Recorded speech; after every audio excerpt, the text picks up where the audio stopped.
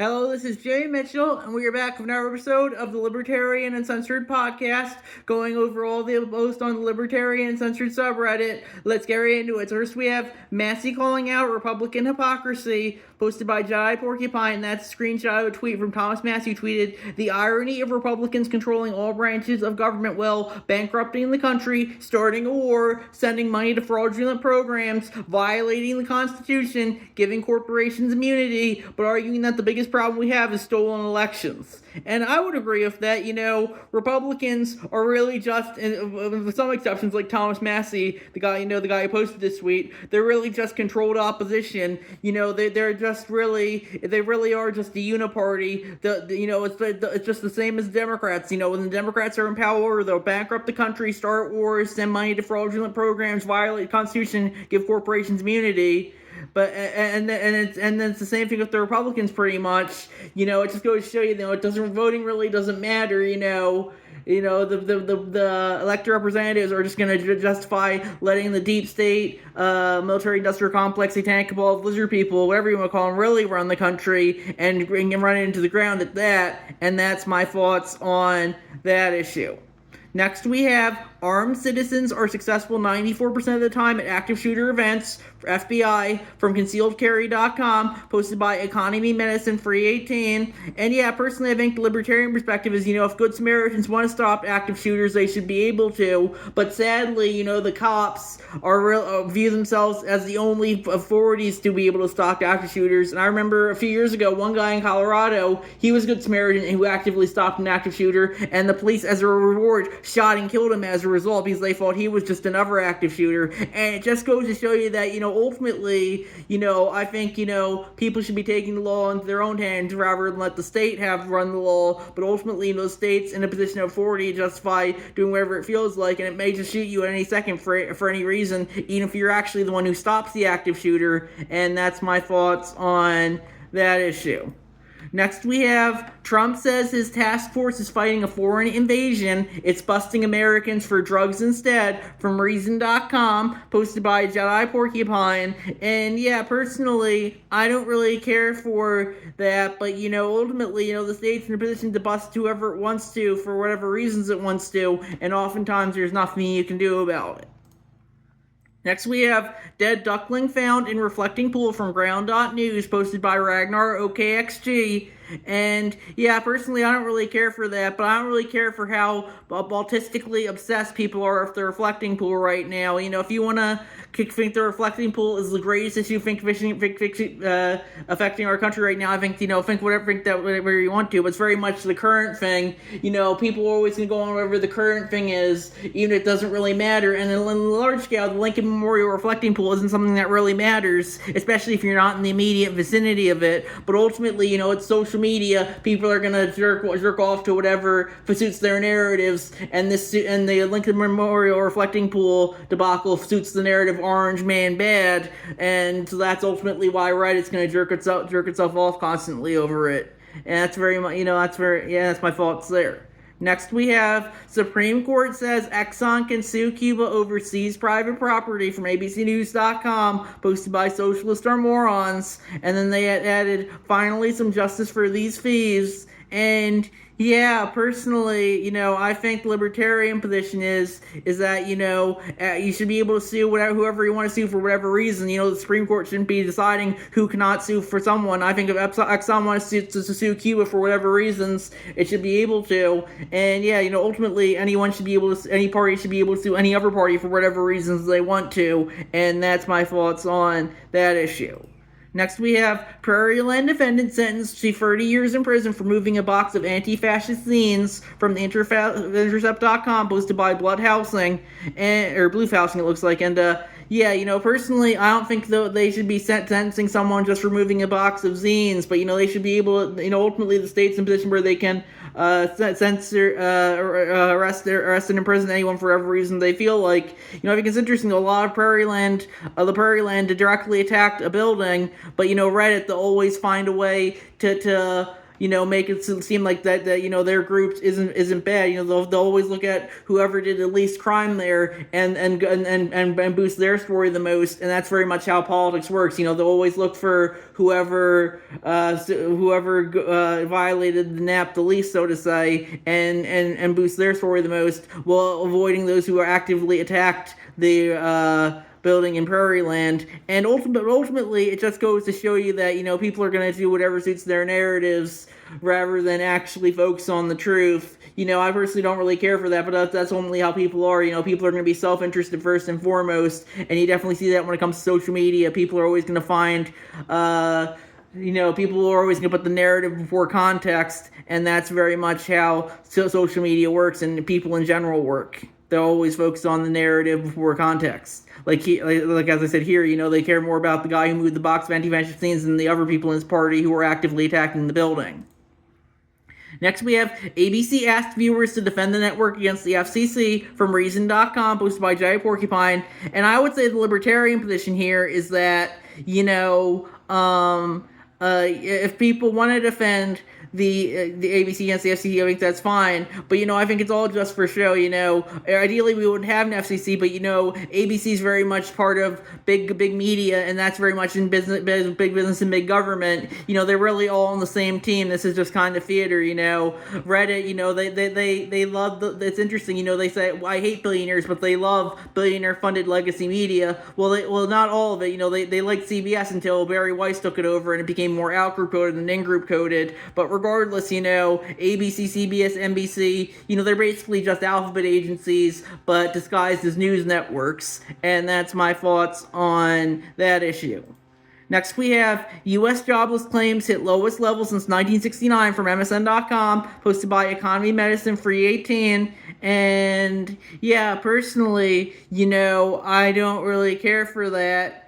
I mean, I do care for that, but ultimately, it's how the government's going to manipulate statistics to suit its narrative. I think that's something that's important to remember as well. There are tons of people who have only gig jobs or part-time jobs like myself. And I think that's definitely important to remember as well. But yeah, ultimately, Reddit only doesn't like this because it's because Trump's in power currently. If Biden was in power, this would be the highest upvoted post on Reddit for practically, because Reddit, they don't really care about anything other than who's in power. Even if they'll tilt statistics to suit their narratives, to show that, and that's my thoughts on that issue.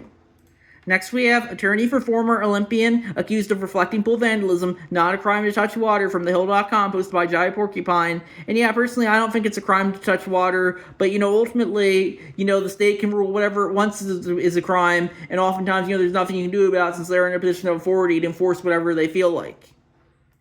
Next, we have Prairie Land defendant sentenced to 30 years in prison for moving a box of anti-fascist zines from TheIntercept.com. It was by Jay Porcupine, and we already talked about this one earlier. But yeah, personally, I don't think he should be going to prison for that. But, ultimately, the state can send you to prison for whatever reason you want to. And I think it's interesting how Reddit's going to focus on this guy rather than other people he was involved with who were actively attacking the building, because, they need to make their narrative as sympathetic to their cause as possible.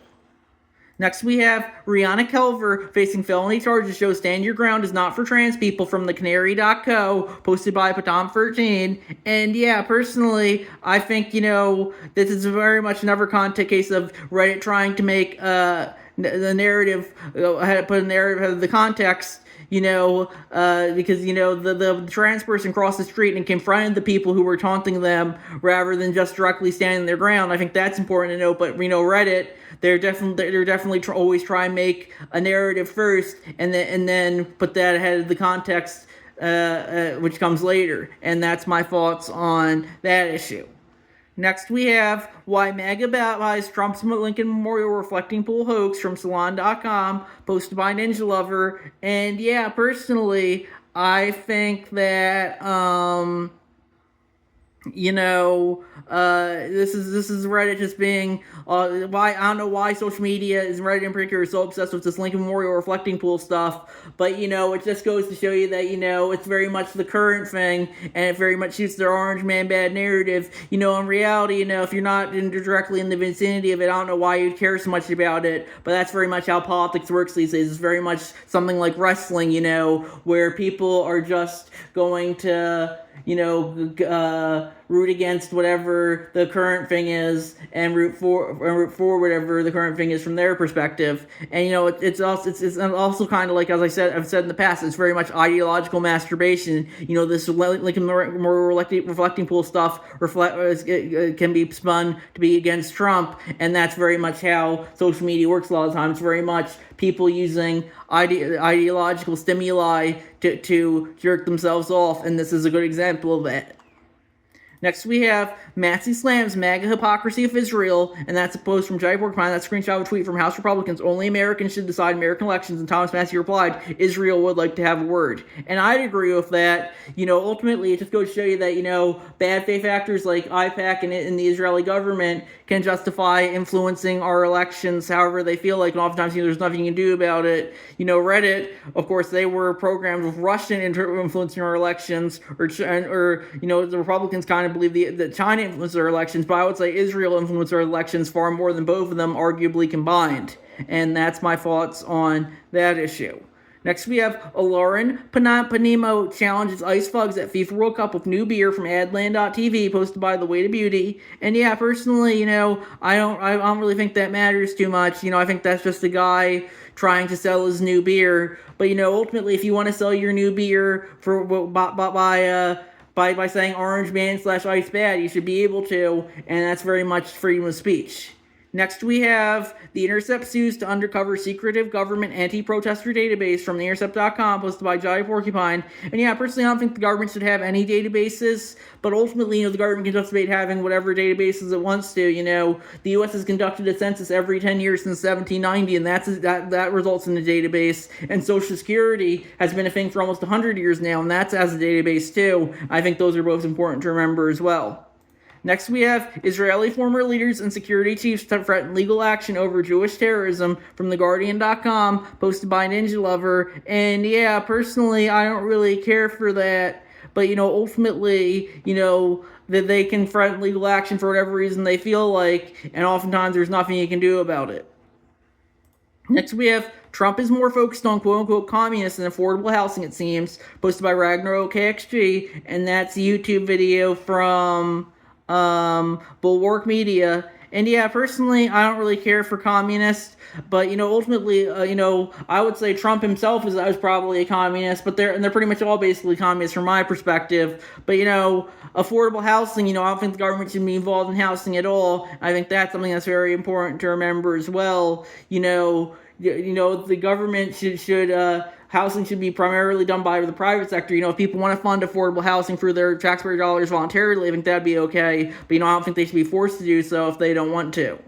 Next, we have Malak Kuros, a candidate for Colorado's 1st Congressional District, said she supports ending all U.S. military aid to Israel, including defensive weapon systems, posted by Rabat Askalan, and that looks like a YouTube video of her saying that, and she argued that continued arms support sales enable the genocide in Palestine and the ethnic cleansing of Palestinians and Lebanese people, and said U.S. taxpayer money should be spent on domestic priorities instead. And yeah, personally, I think the Libertarian perspective is, taxpayer dollars should be spent on whatever they feel like. If taxpayers want to send their money to Israel, Palestine, or any other country, they should be able to. And if they want to send their money on domestic priorities, they should be able to. But ultimately, it should come down to individual choice first and foremost as to where their taxpayer dollars go to, or wherever they want to